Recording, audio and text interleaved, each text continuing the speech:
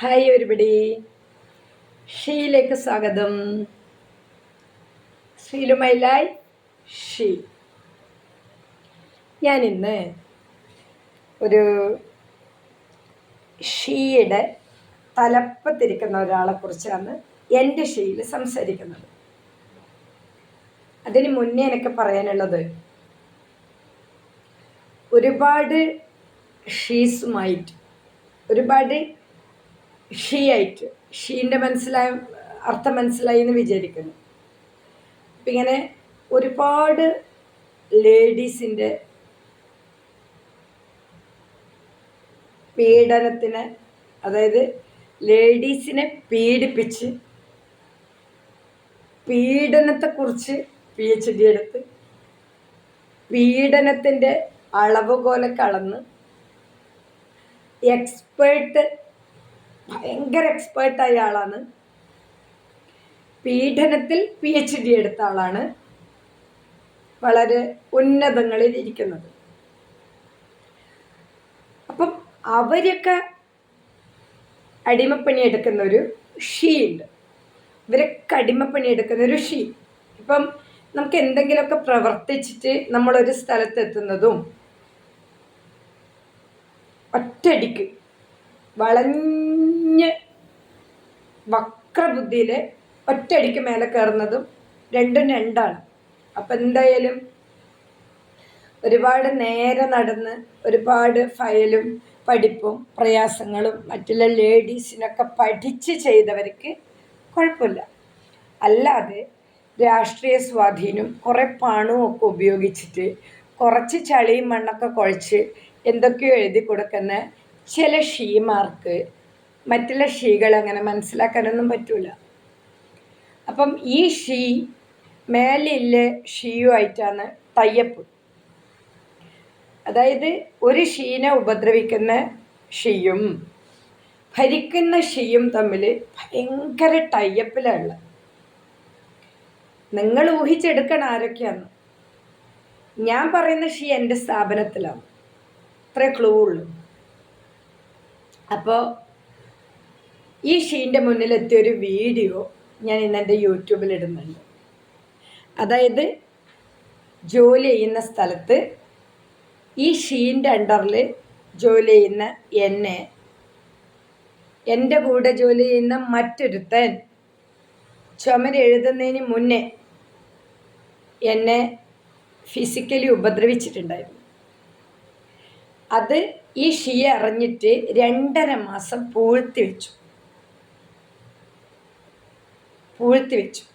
With evidence.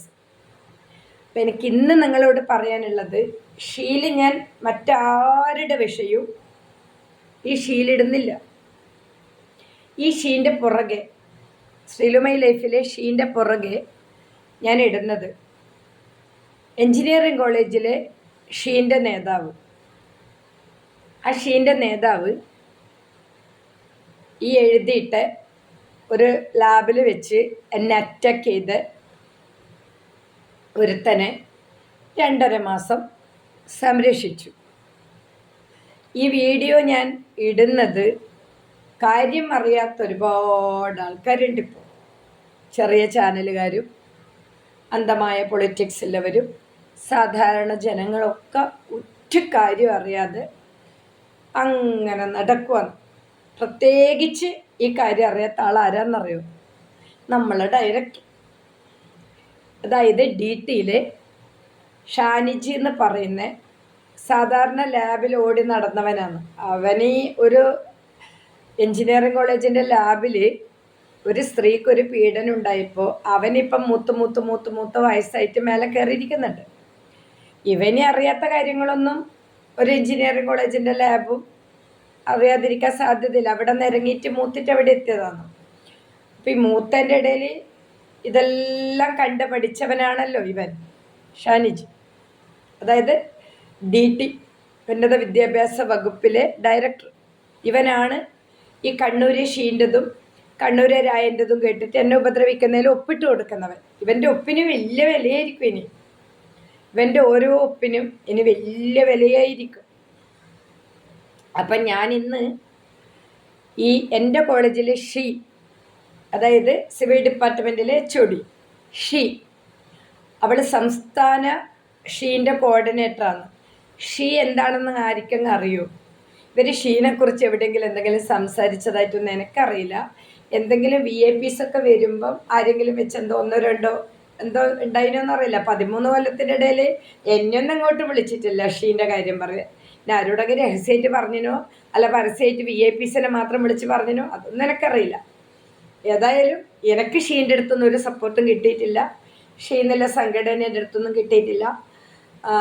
ഷീൻ്റെ പണവും ഞാൻ വാങ്ങുന്നില്ല. ഞാൻ ആരും കൂടി പോയി കിടക്കുന്നുമില്ല.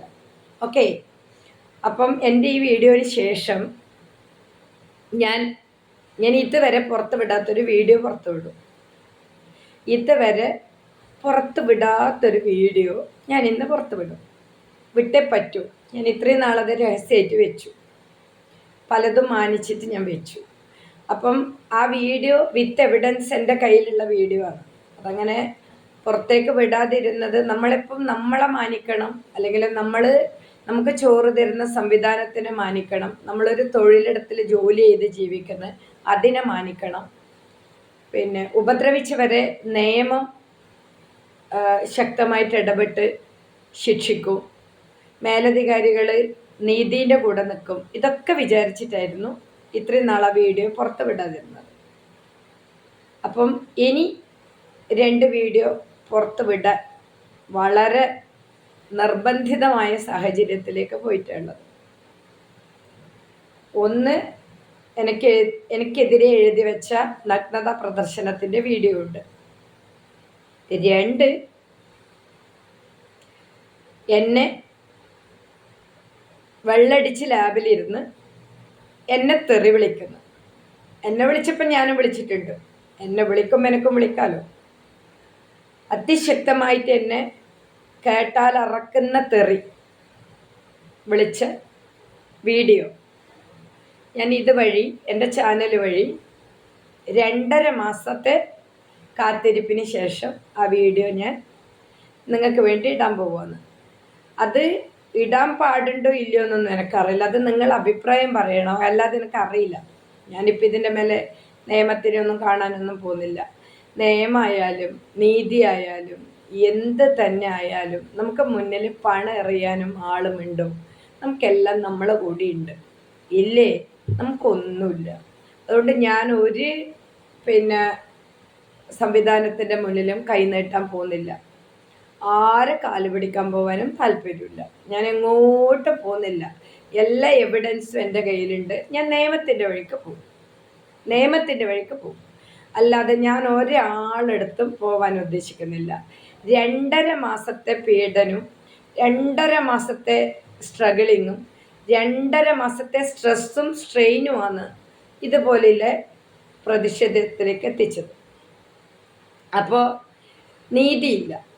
കാരണം തെമ്മാടിത്തരത്തിലും പെണ്ണുപിടിയിലും PhD എടുത്തവരടുത്തൊന്നും നമുക്ക് നീതി കിട്ടൂല. അപ്പം നമ്മൾ എന്ത് സംസാരിക്കുമ്പോഴായാലും എന്ത് ചെയ്യുമ്പോഴായാലും എന്ത് പ്രതിഷേധിക്കുമ്പോഴായാലും നമുക്ക് നമ്മളെ കാണുന്നവരടുത്ത് നമ്മളെ സത്യം ബോധിപ്പിക്കാനുള്ള ഉത്തരവാദിത്വമുണ്ട്, അല്ലേ? നമ്മളെ കാണുന്നവരടുത്ത്, നമ്മളെ കേൾക്കാത്തവരടുത്തേക്ക് നമ്മൾ പോകുന്നില്ലല്ലോ. നമ്മളെ കേൾക്കുന്നവരടുത്തേക്ക് നമുക്ക് നമ്മളെ സത്യം എത്തിക്കാനുള്ള ഉത്തരവാദിത്വമുണ്ട്.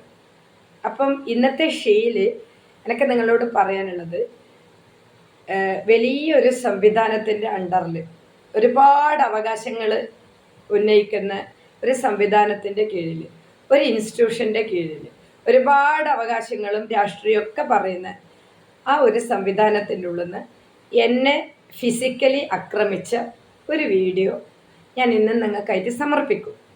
അത് വേണോ വേണ്ടോ എന്നുള്ളത് നിങ്ങൾ പറഞ്ഞു കഴിഞ്ഞാൽ അഭിപ്രായം അറിഞ്ഞ ഉടനെ ഞാൻ ആ വീഡിയോ നിങ്ങളിലേക്ക് എത്തിക്കും. അടുത്ത ഷീയിൽ കാണുന്നവരെ നമസ്കാരം.